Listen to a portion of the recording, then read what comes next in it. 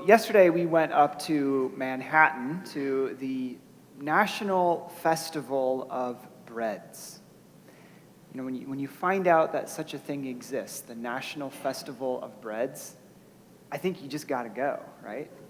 So we went to the National Festival of Breads, and we've never been to Manhattan before. So before we're sitting in our garage, and before we leave, we take our smartphone, and I say, navigate to, and the address in Manhattan. And then I watch it plot out the coordinates. But before I back out of the garage and decide to start following these instructions, I notice on my little screen that this trip to Manhattan is going to take 20 hours. And it's going to go through Ohio. So we had to kind of go back to the drawing board on that one. We wanted the little apple, not the big apple. So where were we going, right? Where were we going to go? Where was that thing leading us? And I wonder, have you ever been at a place in your life where you're asking God and you've wondered, where am I supposed to go? Where am I going? What's my destination? Have you ever been at a place in your life where you've asked God, what am I supposed to do? Or even kind of that existential question, like, what am I here for? Right? Why do I exist, God? What am I supposed to do? Where am I going? Well, I think there was a moment in Paul's life where one chapter of his life was coming to a close, and a new chapter was opening up. And Jesus met him there on the way and gave him guidance. And in that moment, that moment where Paul saw the bright flash of light on the road to Damascus and heard the voice of Jesus, he asked God, he spoke a prayer, "What shall I do, Lord?" Which I think is a prayer that we can claim, and maybe that you have prayed many times in your life, but it's a prayer that we can claim. What shall I do, Lord? What do you want me to do? Where do you want me to go? And it's a prayer that leads Paul into learning that Jesus guides him on his way. Now, these questions of why am I here? Where am I supposed to go? What am I supposed to do? A lot of times what I've discovered in life is that these questions can hit us at strange times. What am I supposed to do? They can come at us from an odd angle. Sometimes I think there are going to be moments where everything is going well, where everything seems totally fine, everybody's healthy, everything seems like we're doing just fine, we got a job or whatever, and there'll be this question that'll just hit you. What am I supposed to be doing? Or is what I'm doing, does this matter? Is my life going to amount to anything? Sometimes those questions will come to us right out of the blue in a moment where it feels like everything is going well. Sometimes, too, they'll come when it's a dark moment, where we're feeling like everything's kind of up in the air, where one chapter's closing, another chapter is opening up, or maybe we don't even know if there's going to be another chapter, and we're asking, what am I supposed to be doing, Lord? And the Apostle Paul found himself in a moment like this. He was this Jewish zealot, this defender of the faith of his ancestors, and there he was on the road to Damascus, the city of Damascus, and he has this encounter with Jesus that opens up a new chapter in his life for him, that of apostle to the Gentiles, that of preacher of the gospel, that of committed follower of Jesus. And I think when we look at Paul's experience and at the prayer that he offers up to Jesus in that moment, we learn that Jesus guides us on the way. Jesus guided Paul on the way. Really, I should say that Jesus guided Saul, because at that point in his life, he was Saul. And this is one of the places in the New Testament where he tells about his former life, how in verse 3 in this passage, he was born into a Jewish family in Tarsus, how he studied under the renowned teacher, the Rabbi Gamaliel, how Saul became an expert in the ancient law, how he persecuted the church. And in the midst of all of that persecution, Saul was on his way to Damascus when he runs smack dab into the Lord. Verse 6 says that a great light from heaven shone about him, and he heard a voice. It's not totally clear if those who were traveling with him heard and understood in its completeness, but somehow we know they were impacted by the presence of God's power there. It was maybe only intelligible to Saul, but they all certainly knew something had happened. And Saul in that moment hears Jesus speaking to him, "Saul, Saul, why are you persecuting me? I love that. Why are you persecuting me? I mean, it's this, Jesus asks him a question, why are you persecuting him? And Saul says, who are you? Which is the appropriate question to ask when you're knocked down by a divine light and hear a divine voice. But I hear Jesus' words. I think they're very interesting words, but Jesus chooses to say to him as Jesus' first words to Saul. The very first thing he says to him, he could have said, stop persecuting my people. He could have said, knock it off. But instead, Jesus stops Paul on the road. He calls him up short with a question. Why are you persecuting me? That is the very first thing Jesus says to Paul. Why are you persecuting me? I mean, that is so Jesus, right? Jesus, at so many key points in his life and his ministry, he asks questions, right? And he does the same thing here with Saul Paul. What are you looking for? He says at another place in the Gospels. Or who do you say that I am? Or do you believe I can do this? Or what do you want me to do for you? Shall I not drink the cup that my Father gave to me? He asks these questions, and here's Jesus stopping Saul on the road to Damascus with the question, Saul, Saul, why are you persecuting me? And so I think what Jesus is doing is delivering this perfectly calibrated question that's going to knock Saul's life off of one track and give him the opportunity of choosing another track. Saul, why are you persecuting me? Think about it, Saul. What is it that you hate about the church? Why do you want to destroy it? What is in your heart? Think about it, Saul. Why are you persecuting me? What if your zeal for God needs to become a zeal for me? And Jesus is meeting Saul right where he's at. I mean, Saul is a Jew. He's a persecutor of the church. He is passionate about the ancient scriptures. He knows his stuff. And Jesus meets him right where he's at. He speaks to him as Saul tells the story in chapter 26 in Aramaic. And he shows up on Saul's path and he asks him a question. Maybe Saul was searching. I have no idea. I do know that even when a conversion seems dramatic and sudden, that often the reality is that the person has been thinking about life for a long time. And then there's something that happens in their life which kind of brings things to a head, makes a decision necessary. And I think we can be confident that Saul was someone who is seeking God. Saul was powerfully committed to his faith. I think we can be confident that he was someone who wanted more of God, wanted to live a life that was pleasing to God, was hungry for the things of God. I think of Saul as a God seeker who runs into the God who is seeking him. And Jesus asks him a question. He says, why are you persecuting me? And there's something to this. Jesus asks a question. And I think a lot of times when we're on the road of life and we want God to show us the way, just, come on, God, just give me an answer, A or B. Just tell us what you want us to do. I think a lot of times when we find ourselves in that place where we want a nice, clear answer from God, God asks us a question. I think a lot of times when we're looking for guidance, we want answers, but God shows up with questions just like he did with Saul on that road. Why is that? And I think part of the answer is that God so deeply values our human agency, our human freedom, our ability to make choices. I think God values that as something precious, and God wants to draw us into life with him, not squash us down and force us into his life. And so Jesus told his disciples in the Gospel of John that he said, look, I'm not going to call you servants anymore. He said, I'm going to call you my friends. And here's why. In the Gospel of John, he said, I'm going to call you friends because I'm telling you everything I'm doing. Servants don't know what the master is doing. Friends do. You're my friends. And I think that is what Jesus is trying to do. He's trying to create friends.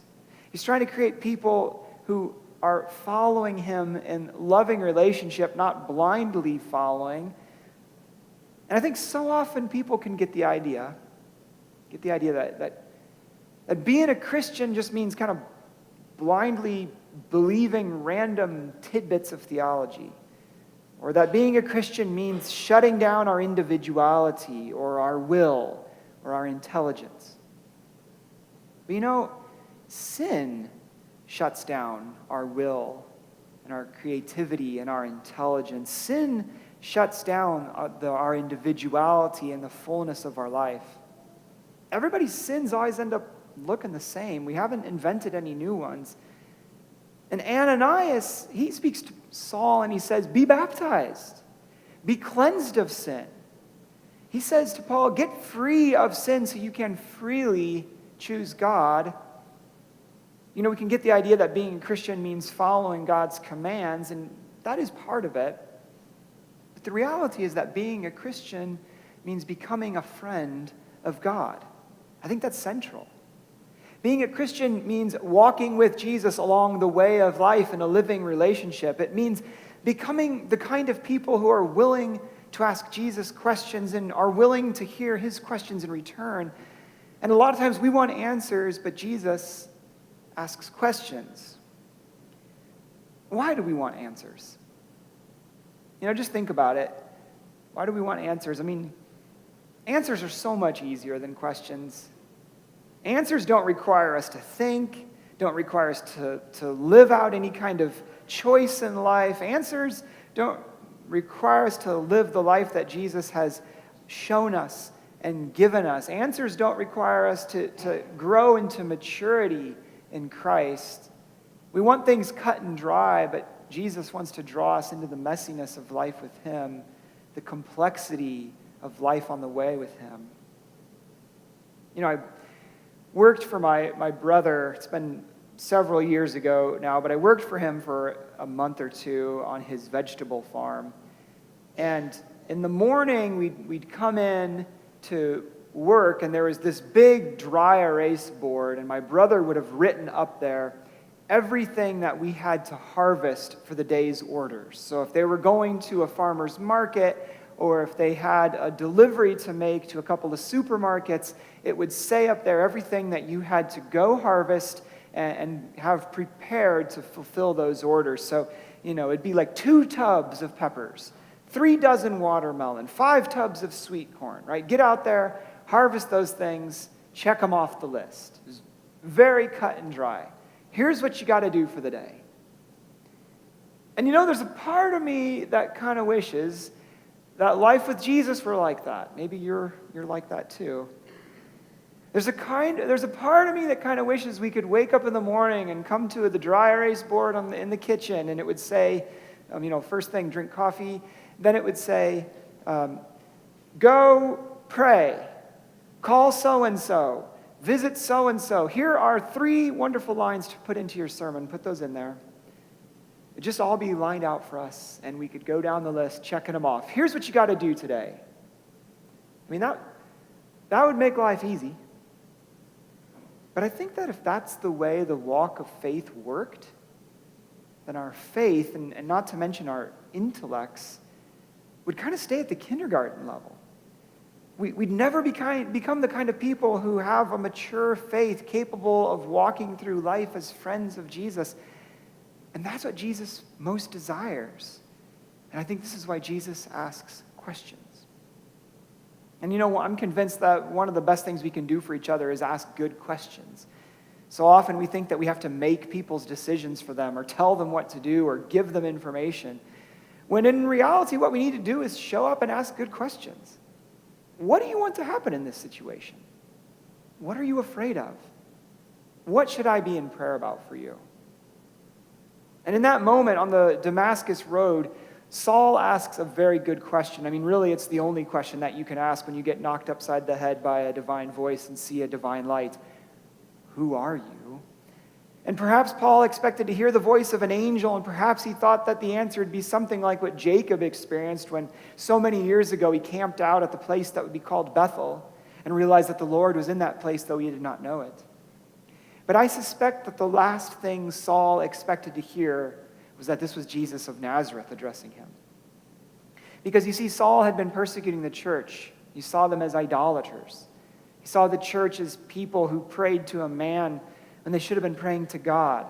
People who took the ancient title of Lord, the title that had been used for long ages to describe God in the Old Testament, and they were giving it to a man. Of course, the reason the church prayed to Jesus and worshiped Jesus and followed Jesus and called Jesus Lord was because he was so much more than a man. He was the Word, the Alpha and the Omega, God in human form. And I'm sure this surprised Saul, but once that answer starts to sink in for him, he asks, "What shall I do, Lord?"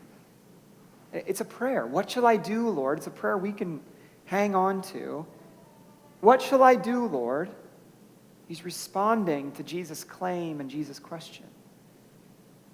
And maybe you found yourself asking this question. What shall I do, Lord? I mean, this is a very good prayer. It's a questioning prayer. It's a prayer that I think we have to learn as followers of Jesus. And a lot of times we do pray this. What should I do, Lord? I think we save this prayer for the big things. We ask God, well, who am I supposed to marry? Where am I supposed to live? What career am I supposed to do? And that's good. We should ask about those things. What should I do, Lord? But I'm convinced that the Christian life isn't just about a bunch of big decisions that are strung together. We're not just supposed to talk to Jesus when there's a big decision to be made. I'm convinced that the Christian life is meant to be this conversational life with God, that we're talking to him and hearing from him. We're asking questions and he asks us questions in return, and we grow in this on-the-way conversational faith. This is one of the reasons that we have to be people who study the Scriptures. Because when we study the Bible and we hear from the Bible week in and week out, we become people whose ears are attuned to the Word of God and are able to hear it in other settings. Because really, I think one of the greatest challenges of living a faithful and true life is learning to discern the voice of God. I think it's learning to sort out which of our desires and our longings, our thoughts and our plans are from God and which are not. I think that growing up into Christ means learning to pick out the voice of the Good Shepherd from among many competing voices. And this means learning to have this kind of reciprocal give and take, back and forth relationship with Jesus. Jesus guides us on the way. And life is a way. Christian faith is a way. Paul even calls it that here in this passage. He says, I persecuted the way. Christian faith is not just a series of momentous decisions. It's a life of quiet faithfulness where we choose Jesus and Jesus' path again and again and again. Long ago, the prophet Micah in the Old Testament, he asked God a question. He said, "What should I offer to you, God?" In other words, what does God want from me? How do I live a life that's pleasing to God? And the answer that Micah received from God is the famous one in Micah 6:8. He has told you, O mortal, what is good, and what does the Lord require of you, but to do justice and love kindness or mercy, and to walk humbly with your God. You see, we won't be able to check the will of God off of our list. Done it. Will of God accomplished. Most of the times what God wants from us isn't just this one thing in our life. It is a way of life. It's doing justice, loving mercy, walking humbly with our God wherever we're at, in whatever we're doing. And we see this in Saul's calling. Jesus told him that he was to get up and go into Damascus. There you will be assigned, says Jesus. There you will be assigned everything that you have to do. But when he gets to Damascus and he meets Ananias, Saul is not given a list of things that he's assigned to do. He's given a way of life. In verse 14, Ananias tells him that he has been chosen for 3 or 4 things: to know God's will, to see the righteous one, who is Jesus, to hear words from his mouth. And then he says, out of that calling is your vocation to become a witness to the nations. In other words, Saul is supposed to seek God's will. He's supposed to keep his eyes on Jesus. And he's supposed to listen to Jesus' words. It's not just this one thing. It's a way of doing things. Do God's will, focus on Jesus, listen to Jesus' words. I mean, there's a whole life right there. And I don't want to be glib, but sometimes I think this is the answer. When we're not sure what the right choice for us is, do God's will, focus on Jesus, listen to his words. If you're wondering what job you should do God's will, focus on Jesus, listen to his words. Where should you live? Do God's will, focus on Jesus, listen to his words. Who should you marry? Well, do God's will, focus on Jesus, listen to his words. And, sometimes there's just not one right answer. Sometimes there's no good answer. Do God's will, focus on Jesus, listen to his words. And it is true that sometimes there are very concrete situations that require us to do very concrete things that God will speak into our lives. So this is verse 18 in our passage. Paul says he's praying in the temple in Jerusalem on another occasion. And God said to him very concretely, "Quick, leave Jerusalem immediately, because they will not accept your testimony about me." That is pretty direct advice, pretty straightforward command. And I think sometimes that's how God speaks to us. God will say, "Go," and it'll just be really straightforward and concrete. But my experience has been that most of the time, God points us in a particular direction and lets us figure out the rest as we go. My experience has been that Jesus guides us on the way. And we tend to want to force God into a set of choices, and we say, "Which one, God? A or B?" But sometimes God is pushing us towards C, towards something greater than what we had been imagining. Or sometimes God's telling us, "Well, do A, but not in the way that you have in mind." And honestly, most of the time, we don't even know what we're asking anyway, and we don't even understand the choices that we're asking God to help us choose between. When I first got into gardening a number of years ago, I had this little plot of land that we chiseled up and planted some stuff in, and there had been a little area that someone had kind of thrown compost and whatever. And in the middle of my little garden, this plant sprouted and started to spin out some tendrils of green growth, and then developed this little striped, beautiful-looking fruit. And I took a look at this thing, and with my amateur beginning gardening skills, looked at this little striped fruit and said, "That is a watermelon, and I like watermelon." Probably told you this story before. And I was so excited for my little watermelon that was growing, and I kept choosing this little watermelon. I'd pull out all the other weeds around it and make space for my little watermelon. I chose what I thought was going to be my watermelon until one day a gentleman from church showed up to inspect my garden, and he looked at it and he said, and I said, "How do you like my watermelon?" And he said, "That's not a watermelon, that's a pumpkin." And it was indeed a pumpkin, a little baby pumpkin that grew up to turn orange and be used for a jack-o'-lantern. But I was choosing that watermelon again and again. I thought I knew what I was getting into. It's a silly thing, but I thought I knew what I was getting into. And it turns out I didn't know. And you know what? A lot of the big decisions, the biggest decisions that I've made in my life have been a lot like this. I don't know how it's worked for you, but the reality is that most of the time we don't even know what we're choosing or what it will mean for us. And we can find that several years down the road that the choice was important in ways that we didn't realize at first or hadn't imagined. Or you learn down the road that you had to grow into your choice in a way that's different than you had planned. It's not a watermelon, it's a pumpkin. Think of the prophet Samuel in the Old Testament. He was this man who followed God's will. He freed the Israelites from the oppression of the Philistines. He followed God's will and anointed Saul, but then it seemed like everything was on track. The Israelites had a king. Saul was growing mighty, but things did not go as planned. And that original Saul was not able to live out the kingly vocation. And went by the wayside. And at one point, God says to Samuel, "How long will you grieve over Saul? I have rejected him as king. Go and anoint David." It's this moment where the prophet Samuel could not have anticipated that his choices and his following God's will would have led. And he had to be in that conversational walk with God.